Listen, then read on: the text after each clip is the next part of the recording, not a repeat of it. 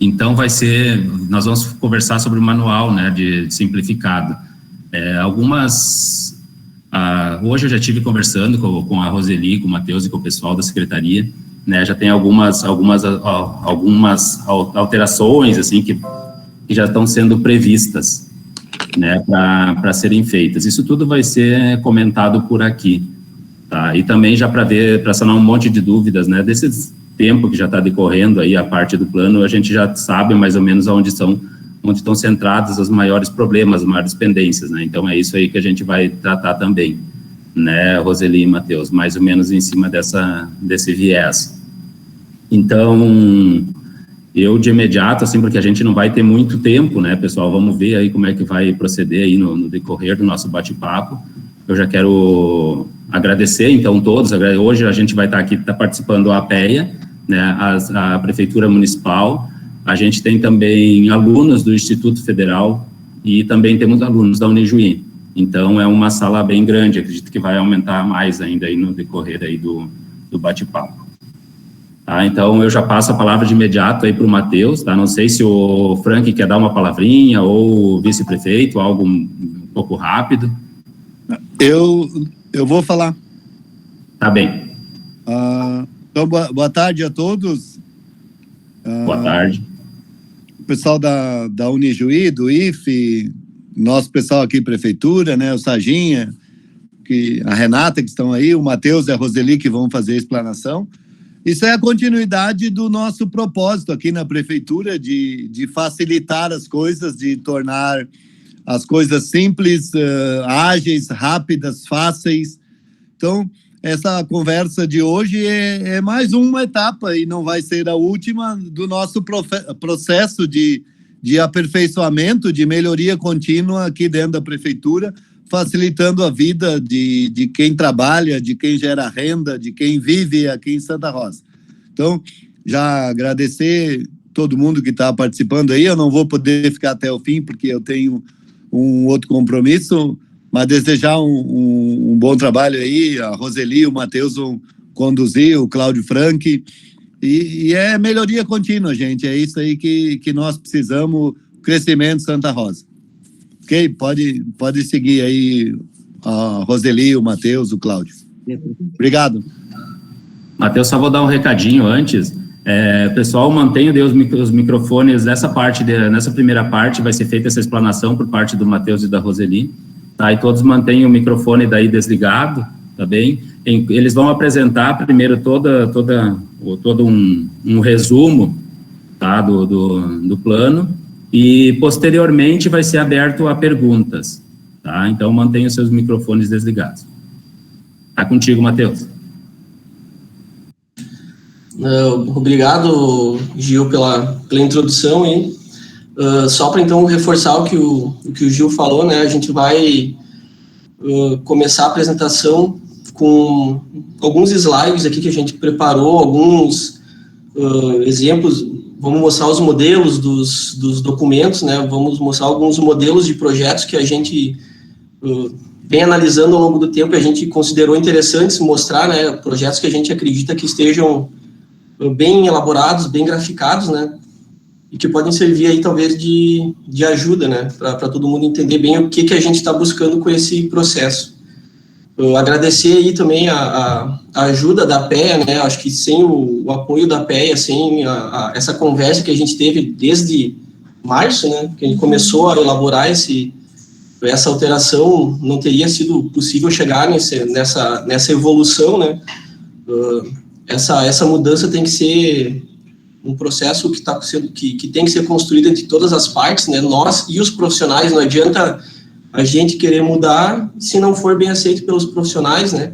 Então, só para agradecer aí pela ajuda desde o início e pela ajuda na divulgação também desse evento, né? A gente está vendo que tem já 65 pessoas participando, né? Se não tivesse o apoio de vocês, não teria tanta aderência, assim. Sim. Assim, ó, pessoal, vai ser realmente um bate-papo. Nós vamos ficar falando aqui juntos e a hora que um esquecer, o outro avisa e assim por diante, tá? Eu acho que também nesse momento é importante a gente dar os méritos também ao nosso secretário, que foi através dele que veio essa essa proposição dessa alteração, que em princípio para nós era uma coisa assim bem complicada, né, e a gente demorou um pouquinho para assimilar, mas depois, acho que todo mundo trabalhando junto, aí a gente viu que tinha um objetivo maior e que a gente busca atingir ele, né, com essas aperfeiçoamento de todos esses documentos. Tá, então, eu acho que por aí. Vamos lá? Tá, então vamos colocar na tela aqui para todo mundo a apresentação que a gente preparou, né? Deixa eu... Vamos alterar isso aqui. Alterar. Cadê aqui? Só um minuto.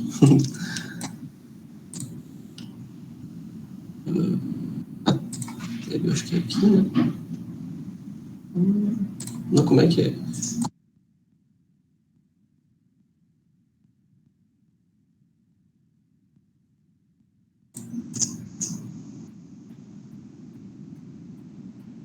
Vamos ver, tá aparecendo para todo mundo aí? Tá legal? Tá? Então vamos lá. Your present, ok. Ok. Tá. Bom, como a gente já falou, né, o objetivo principal dessa alteração no procedimento de aprovação de alvarás, tanto de construção quanto de legalização, né, é agilidade no processo, né, acelerar o processo, tanto de análise quanto de emissão de alvarás, né, e também uma desburocratização do todo o procedimento, diminuir a quantidade de documentos, de projetos que era exigido, né, e assim tornar a vida de todo mundo mais fácil, né, tanto a dos projetistas, a nossa, analistas, e também, principalmente, a do requerente, né, que está aí, às vezes, na ânsia de iniciar seu empreendimento, e às vezes a gente sabe que tinha uma demora, né, porque a quantidade de trabalho realmente era grande, né, e a gente não vinha conseguindo atender, nem sempre conseguia atender tudo num tempo, digamos assim, hábil, né, o tempo que a gente gostaria, né. A grande ideia, conceito que a gente teve na alteração dessa metodologia foi que a gente precisava continuar observando os direitos de terceiros na aprovação dos projetos, por exemplo, continuar observando índices urbanísticos, afastamentos, recuos, né, taxas de ocupação, de permeabilidade, respeitar passeio público, enfim, né, mas que o que seria projetado dentro do imóvel ficaria com maior responsabilidade tanto do proprietário quanto do responsável técnico, né? Para nós, falando de forma prática, para nós aqui, se uma casa tem 100 metros quadrados, o que vai sair no alvará são esses 100 metros quadrados. Não interessa para que lado está a sala, para que lado está o banheiro, que tamanho tem o quarto, né? O que interessa para nós é a área total, desde que esteja respeitando, então, os seus vizinhos, aí os terceiros, isso não faz uma grande diferença, né? O que não quer dizer que não precisam continuar sendo atendidas normas técnicas e legislações, tanto municipais, estaduais e federais, né? Então, essa parte ficou mais a cargo dos responsáveis técnicos através da assinatura do termo de compromisso. Então, vamos partir já para a parte mais prática do que como protocolar o processo, né? Qual documentação é necessária, né? Então, o primeiro documento é o requerimento, né? Onde a gente, se vocês, para quem leu o manual, sabe que a gente colocou ali uma descrição do que a gente gostaria que aparecesse nesse requerimento, né? A gente pediu algumas informações adicionais do que era o padrão que era apresentado antigamente, justamente porque agora a gente não tem mais memorial descritivo dentro do processo. Então, a gente está tentando usar o requerimento como uma forma de a gente obter mais informações sobre o processo, né? A gente não consegue mais ler o memorial descritivo e entender tudo o que está acontecendo dentro do projeto, dentro da obra. Então, a gente pede para vocês, né, darem uma lida no manual, ver tudo que a gente está pedindo e fazer um manual um pouco mais complexo, um pouco mais com mais informações, né, mas que facilita para nós, né. Como o processo é simplificado, mesmo assim a gente precisa entender o que está acontecendo para conseguir analisar de forma adequada, né. Uhum. Assim, ó, pessoal, seria interessante aos projetistas que se usava uma expressão antigamente que dizia assim, ó, é o meu livro de cabeceira. Então, aos projetistas seria interessante ter um manual de análise simplificada como o livro de cabeceira, porque isso vai facilitar bastante na hora de fazer os encaminhamentos. Lá no manual tem todos os dados, os mínimos necessários que vocês precisam implementar nos projetos de vocês para que a aprovação, a análise e a aprovação do processo seja de forma satisfatória e no prazo bem rápido. Então, é muito importante vocês terem esse manual praticamente na ponta da língua, tá? Então, partindo para outro documento que a gente pede também, é a certidão negativa de tributos, né? Esse é um documento que a gente tem percebido, a gente até colocou aqui, destacou, né, que é do imóvel. Muitas vezes tem chegado a documentação relativa à certidão negativa do requerente, né, do proprietário do lote. Não é isso que a gente... Oi? Isso é da pessoa física, né, do requerente. Não é isso que a gente precisa. A gente quer saber qual que é a situação do imóvel, do lote, né.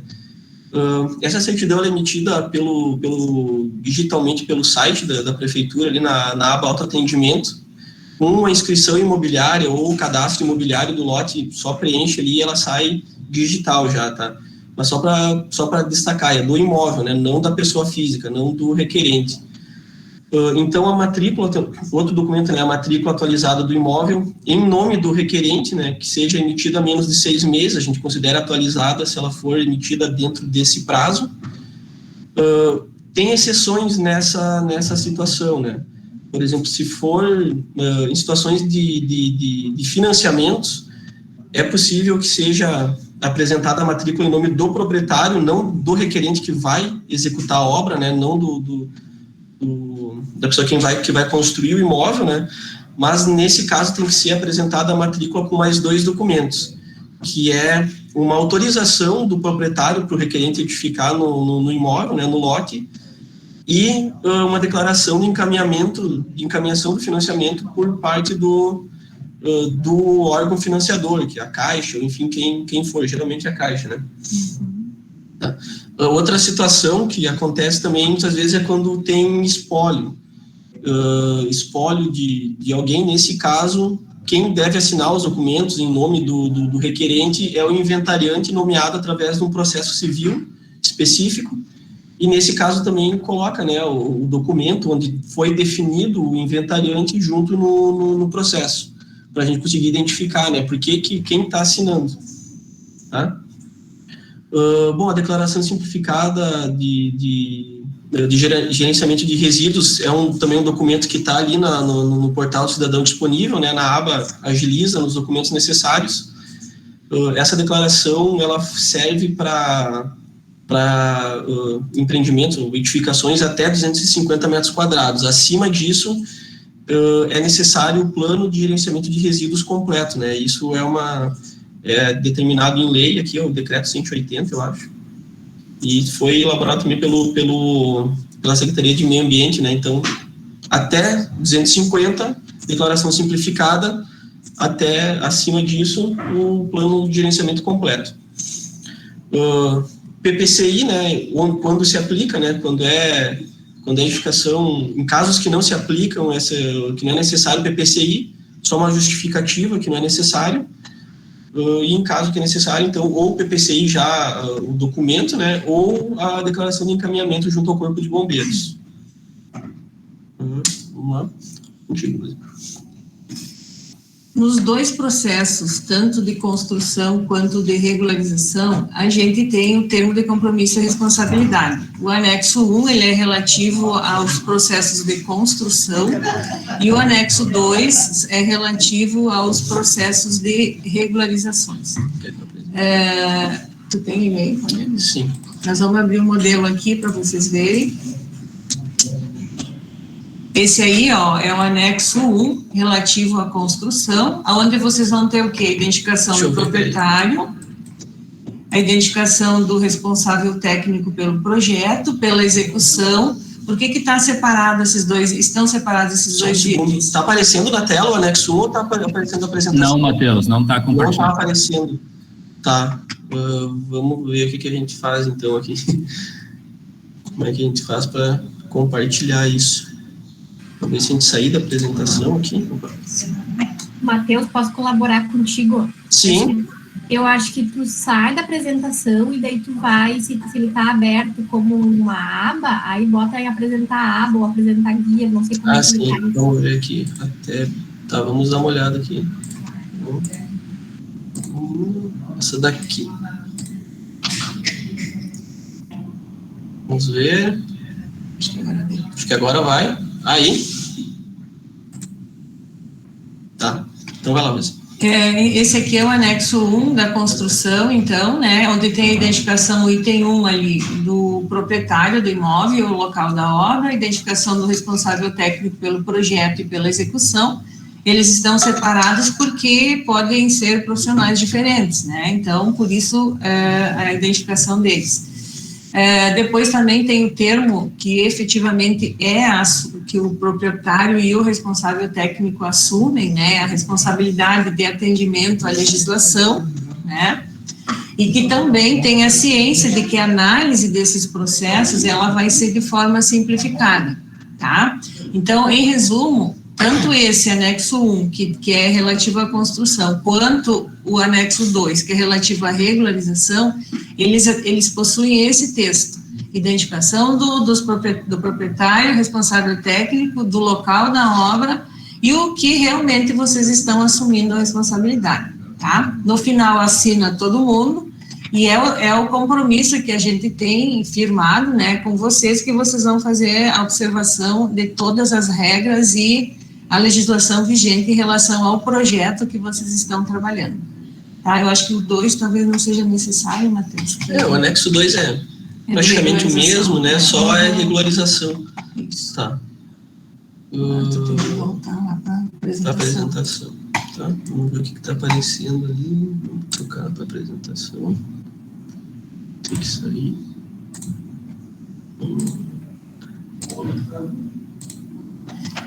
Então, Peraí, deixa eu só abrir ela aqui como... Isso. Uhum.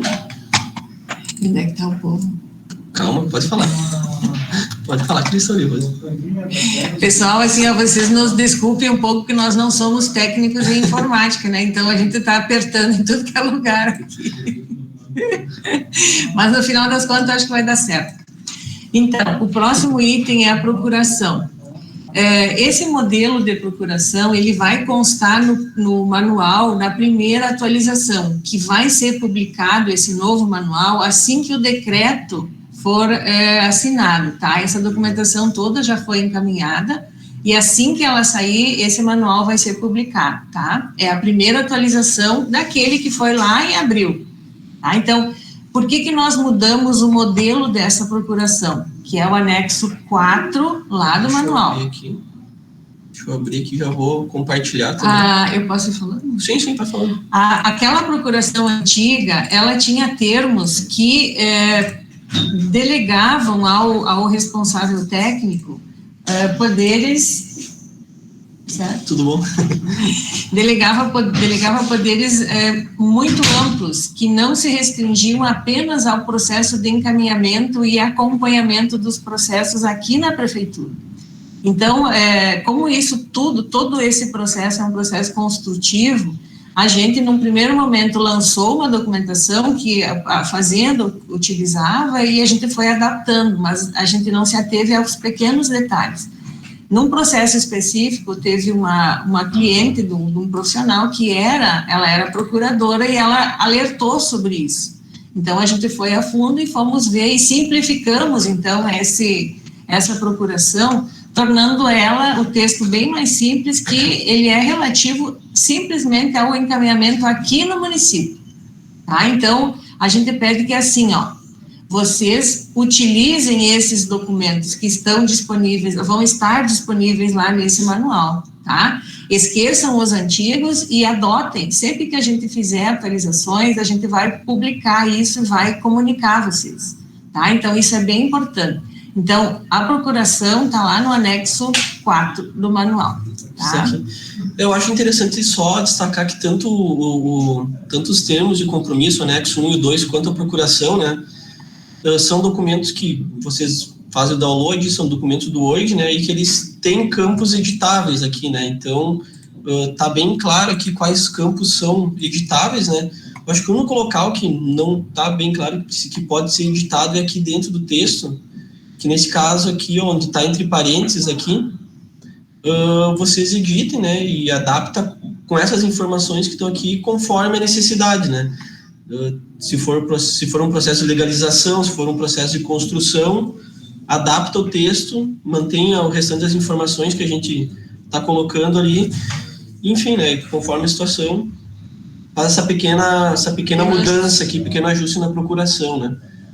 Depois também é mudar a data aqui, o CPF tanto do cliente, de vocês, quanto do responsável técnico, a assinatura, né. Vou aumentar um pouquinho o zoom da tua página ali embaixo, bota uns 30% ali, daí fica mais visível aqui pro pessoal. Vamos ver. Assim? Aí tá beleza, tá bom. Tá. Então vamos falar de novo aqui, eu acho que estão aqui no anexo 4, que é a procuração, né, esses campos aqui onde aparece o texto são selecionáveis, eles podem ser editados, né, preenche a necessidade, né, aqui também. E eu acho que o único campo que não ficou claro esse texto, que pode ser editado, é aqui embaixo, no termo, onde está entre parênteses aqui. A gente teve a ideia de colocar, a princípio, uma cor diferente, mas como o texto, o arquivo é todo bloqueado, quando a pessoa preenchia, ficava, por exemplo, em vermelho também, e aí faltou conhecimento para mudar isso, né, para digamos, quando fosse preenchido por vocês, o texto voltasse a ficar com a cor preta, né? Eu não sabia como fazer, então a gente deixou na cor preta, só tentou chamar atenção, colocando o texto em letras maiúsculas aqui, colocando entre parênteses. Aqui vocês editem também, adaptem conforme a necessidade. Acho que agora apareceu bem, né, Geofrano? Tá legal? Tá. Enfim, aqui a data também, né, alterem, e CPF, assinaturas, tudo ok. Vamos voltar lá para a apresentação, só um segundo. Aqui. Vamos ver. Bom, documento de responsabilidade técnica agora. Não, tem que memorial descritivo. Ah, sim. Outro documento que vai constar é o memorial descritivo. Na primeira versão que a gente fez desse manual, a gente não existia esse memorial descritivo. Só que começou a acontecer o seguinte: conforme a gente aprova os projetos aqui na Secretaria do Planejamento, quando ele vai lá para a Secretaria de Fazenda, o pessoal lá lança as características de cada imóvel, né, para fins de tributação. Por exemplo, uma residência, ela tem valor diferenciado, se ela tem laje, se ela tem tipo de telha, tipo de esquadria, tudo isso eles tributam de forma diferenciada. Então, houve a necessidade da gente fazer essa implementação deste documento, tá? Que ele vai ser única e exclusivamente para fins de identificação do imóvel lá para a Secretaria de Fazenda, tá? Então, assim que esse decreto for assinado, ele vai ser disponibilizado lá na página para vocês fazerem. É uma forma bem simples. Ele é demarcar, identifica o proprietário, o responsável técnico, o endereço da obra, e tem ali identificação, assim, vocês vão marcar um X, o tipo de característica construtiva que tem no imóvel de vocês, tá? Então, esse também é uma novidade que está sendo que está sendo implementada agora, e a partir da publicação desse manual, então, esse documento vai ser obrigatório no protocolo dos processos, tá? Tá aparecendo aí agora, eu acho que agora vai aparecer. Tá? Vamos dar um zoom maior aqui também. Então, aí, ó, o anexo 5, tá? Memorial descritivo. Aqui no início, vocês vão identificar, né, o proprietário, né? Depois os dados do imóvel. Depois aqui no item 3, o item 4, vocês vão identificar se é construção, se é regularização. Então, identifiquem ali.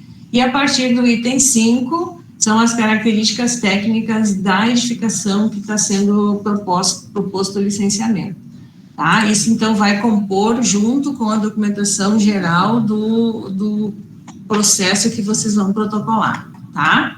Então, isso foi única e exclusivamente para, digamos assim, botar a identidade no imóvel, tá? As características construtivas dele, tá? Vamos voltar. Vamos ver se eu consigo... Tem que voltar aqui na apresentação, um segundo. Aqui. O outro documento que a gente também está pedindo para que ocorra uma atenção especial é no preenchimento das ARTs, das RRTs e ou outros documentos emitidos por conselhos de classe no sentido de atendimento à acessibilidade, tá? Então, aqui, ó, a gente tem um modelito aqui de ART que ele atenda a forma como a gente tá pedindo, no sentido de que, ó, essa edificação aqui é uma edificação residencial, tá? Essa aqui era uma comercial. É comercial? Sim, sim. Ah, é verdade, essa aqui é comercial. Então, o que acontece? Quanto à acessibilidade, tem que atender 2 itens quando ela é comercial, tá? O item 1 aqui está escrito ali, ó, acessibilidade em passeio público, tá? Esse item é obrigatório que esteja explícito lá, ó, na descrição do item, acessibilidade em passeio público, tá? Quantidade, 1 unidade. Por que 1 unidade? Porque a gente tem diversas larguras de passeio público, tá? Então, como quantificar isso? Todo ele vai ser acessível? Só uma parte vai ser acessível? Como isso fica? Então, a gente entendeu que a melhor forma de entendimento seria o passeio público desta edificação está acessível, tá? Descrito ali na descrição do item e na quantidade, envolve todo ele, tá? E no outro item, que é relativo à edificação, aí sim vai a metragem da edificação, tá? Então, nas ARTs, se a edificação for comercial, com obrigatoriedade de atendimento da acessibilidade, quanto ao passeio público, tem que estar descrito, e quanto à edificação, a metragem dela que corresponde, tá? Então, esses 2 itens. E os demais itens, que são os serviços relativos à edificação normal de preenchimento, como você sempre faz, tá? Em relação à RRT, a RRT já tem um item lá que os arquitetos, quando preenchem, eles já declaram que a edificação em si, ela atende a acessibilidade, já é um item obrigatório, né? Mas, na situação onde ela é residencial, que não teria, por lei, obrigatoriedade disso, lá na descrição da obra, /serviço técnico, lá no item 312 ali, ó, tem que aparecer passeio público acessível, tá? Tem que estar descrito, porque são 2 coisas diferentes. Acessibilidade da edificação e a acessibilidade do passeio público. Então, a gente trouxe aqui 2, o modelo da ART e aqui da RRT, onde os arquitetos fazem de projeto e de execução, tá? Mas o importante é que, além da declaração aqui, ó, no 313, que é declarado a obrigatoriedade da acessibilidade, na descrição dos serviços tem que constar o passeio público também, tá? Eu acho que aqui, só para complementar, esse item 313, a declaração de acessibilidade, daí se nós 2 somos engenheiros, tá? Então, se a gente falar alguma coisa errada, e talvez um arquiteto aí pode interromper e corrigir nós. Mas essa declaração do item 3.1.3 só seria necessária se fosse uma edificação comercial ou residencial multifamiliar, né? Uma edificação residencial unifamiliar não é necessário assinar essa declaração, mas aí aqui no item 3.1.2, né, tanto na RRT de projeto quanto na de execução, esse aqui são duas RRTs da mesma obra, né, uma é projeto e outra é execução, aqui na descrição coloca passeio público acessível, passeio público acessível. Acho que ficou bem claro, né? Tá. Essa aqui é uma ART de regularização de uma unidade residencial. Nesse caso aqui, ó, na residencial, ela tem aqui, ó, no último item, ó, projeto, execução, ou poderia ser regularização aqui também. Acessibilidade do passeio público. Então, assim, ó, independente do tipo de edificação, a acessibilidade no passeio público, ela é obrigatória. Por quê? Porque ela envolve terceiros, tá? E para isso, então, partindo do mesmo princípio que a gente tem desse modelo simplificado, a gente tem que garantir que esse serviço esteja disponível para os terceiros que vão usar esse passeio público e essa obra, tá? Então, se a edificação for, exceto a residencial, ela precisa ser atendida na edificação e no passeio. Se ela for residencial unifamiliar, atendimento de acessibilidade só no passeio, tá bom? A RRT de regularização é a mesma coisa, aqui, ó, no item 3.1.2, na verdade, é laudo e vistoria de regularização e são listados os serviços todos que o profissional está assumindo a responsabilidade, inclusive o passeio público. Tá? Então, é preciso descrever no item 3.1.2, tá? Então, resumindo, essa questão da acessibilidade é isso daí. Eu também publiquei lá no grupo do WhatsApp de comunicações da CEPLAN um assunto relativo a isso aqui, eu fiz até uma tabelinha, assim. Às vezes, quando a gente quer explicar demais, parece que é muito complicado, mas, na verdade, lá é a forma de preenchimento, né, das ARTs e RRTs. Mas, de qualquer forma, dúvidas que vocês tiverem em relação a isso, posteriormente, antes do preenchimento, vocês podem entrar em contato conosco, que a gente auxilia, tá? Vamos lá, então. Tá, então, continuando a documentação que é necessária, né, a gente tem aquela tabela de índices urbanísticos, o anexo 3, já vou colocar ele aqui na tela, um segundo. Deixa eu abrir ele aqui. Tá.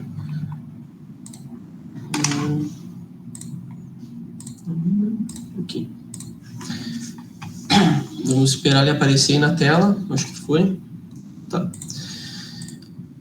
Na verdade, assim, a ideia desse quadro surgiu, assim como o requerimento, né, ele é para funcionar como um resumo de informações da obra para a gente ter condições de analisar e entender tudo que está acontecendo. Tá? Querem que eu dou mais um? Vamos aumentar um pouquinho? Aqui. Tá? Enfim, eu acho que isso aqui, todo mundo que está protocolando processos já está habituado, né?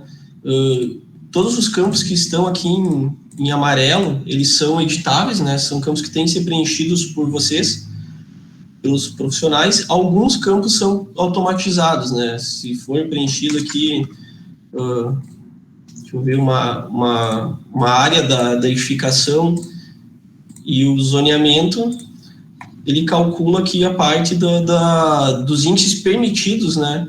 Automaticamente. Cabe, então, a vocês, aos responsáveis técnicos, preencherem o que vai ser executado na obra, né? O que vai ser informado para a gente ter essa comparação aqui no mesmo arquivo, né? Em relação às atualizações, esse aqui é um item, já vamos aproveitar para apresentar, que ele vai ter uma pequena mudança agora, na verdade duas, né? Uma mudança, deixa eu só tirar um pouco o zoom aqui para ficar bem visível o que vai acontecer. Uma mudança foi um item aqui que era área construída coberta, aberta, que não foi, a gente retirou porque para nós não faz diferença, área construída, coberta, também novamente em conversa com a Secretaria da Fazenda, A área construída é área construída, né? Não faz diferença. A única diferença é se ela for coberta ou se for aberta, ou se for descoberta. E que no caso seriam terraços e sacadas, né, na área descoberta. A outra mudança foi esse campo adicional que a gente adicionou aqui, que ele vai servir para simplificar e para deixar a planilha um pouco mais resumida. Tá? Nesse item aqui, na célula C25, vocês vão escolher aqui entre a opção se é uma obra de construção ou legalização. E a partir do momento que vocês construírem... Oi? Sim. A partir do momento que vocês selecionarem essa opção, por exemplo, se eu selecionar construção aqui, as células que devem ser preenchidas em relação à legalização, elas vão ser ocultadas automaticamente. Se escolher uma legalização, a mesma coisa, né, que aparece a regularização, as linhas relativas à construção não aparecem, né? Então, isso aqui é só para resumir a planilha, deixá-la mais limpa, deixá-la melhor de adicionar depois no projeto, né? Outra questão também que a gente tem percebido alguns erros no preenchimento das regularizações ou construções quando já existem edificações, é o preenchimento aqui da identificação do número e data dos alvarás que são existentes, né? Às vezes o pessoal coloca só, por exemplo, alvará 01 de 2021, tá? Não, a gente quer que coloque a data completa, porque a gente precisa dessa informação depois para lançar um novo alvará. Essa informação é necessária no lançamento do alvará que está sendo requisitado agora, né? Então, você teria que lançar aqui...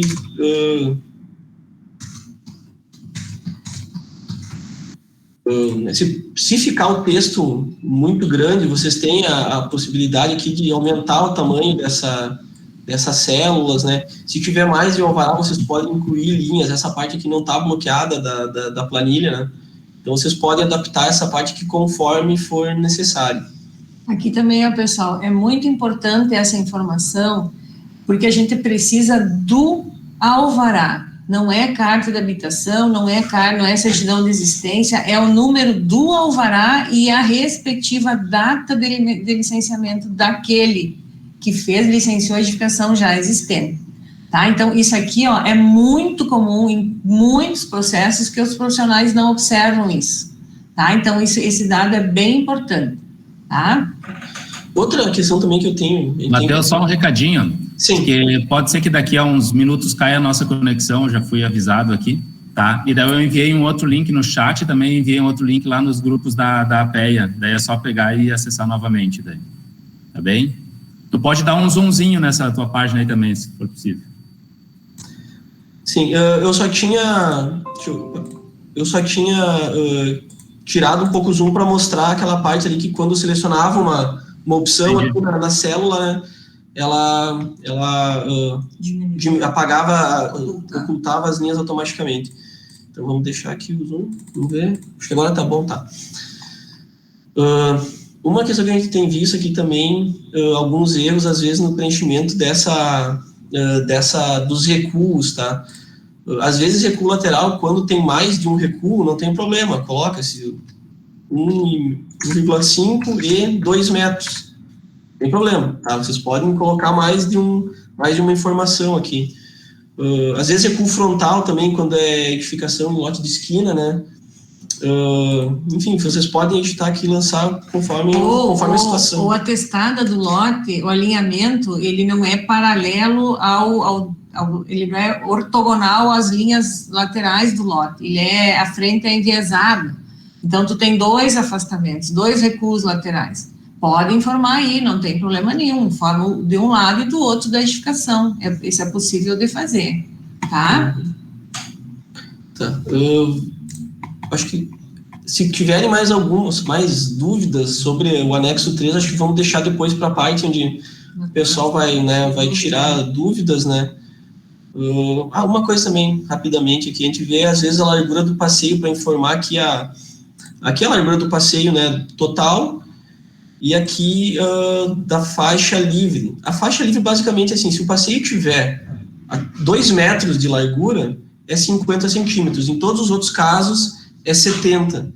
né? E esse 70 é a mínima, né? No caso de passeios de 2 metros, a faixa de serviço tem que ser 50, porque precisa de 1,5 de faixa livre, né? Mas nos demais passeios que tenham largura maior que 2, 2,5, 3, 4, 5, a largura da faixa de serviço de 70 é a mínima. Pode ser maior, daí é do projetista, tá? Vou voltar para a apresentação. E tentem usar também, pessoal, assim, ó, nos alvarás de construção, sai o alinhamento, né? Lá tem a informação da largura do passeio. Nas regularizações também sai o alinhamento. Então, vocês tentem usar a largura oficial. Se tem divergência entre o que está previsto oficialmente e o que existe no local, tem que ver o que aconteceu. Se ocorreu uma invasão de passeio ou se tem uma sobra de área, mas, em princípio, essa medida tem que fechar com o que consta lá no alinhamento, tá bom? Vamos voltar para a apresentação, um segundo.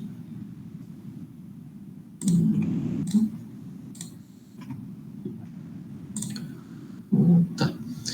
E sobre, então, indo para as pranchas, né, para os projetos arquitetônicos, então a gente vai apresentar em breve também aqui alguns exemplos. Mas o que precisa... São 2 pranchas que devem ser apresentadas, né? No caso da construção são 2, no caso da legalização é uma só, né? Os processos de construção têm acho que estamos ficando sem tempo, ó. Não vou nem continuar porque está dando aqui a contagem regressiva, já vai terminar, vamos para a próxima live e daí a gente continua lá.